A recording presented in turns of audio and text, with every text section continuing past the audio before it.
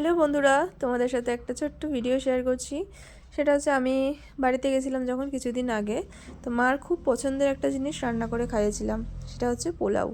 আর পোলাও তো শুধু খাওয়া যাবে না, সেদিন ছিল আমাদের নিরামিষ। তো পোলাওয়ের সাথে করেছিলাম আলু, ফুলকপি, মটরশুঁটি, পনির দিয়ে একটা রসা রসা তরকারি, আর সাথে বেগুনিও হয়েছিল।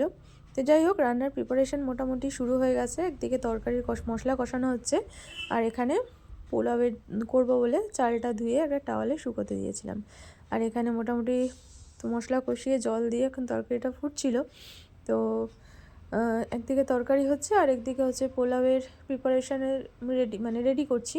সেটা হচ্ছে তরকারি তখন কমপ্লিট হয়ে গেছে, ফুলকপি মটরশুঁটির তরকারিটা। আর এখানে কাজু কিশমিশটা ভিজিয়ে রেখেছিলাম, আর যে চালটা ধুয়ে শুকিয়ে নিয়েছিলাম সেটা একটুখানি মাখিয়ে রেখেছিলাম, ঘি, নুন, সামান্য একটু হলুদ, একটু আদা বাটা, সব কিছু দিয়ে। তো যাই হোক, এরপরে বসিয়ে দিয়েছিলাম পোলাওটা, আর অলমোস্ট ডান। এরপরে আমরা খেতে বসে পড়েছিলাম। তো মাকে জিজ্ঞেস করছিলাম কেমন হয়েছে।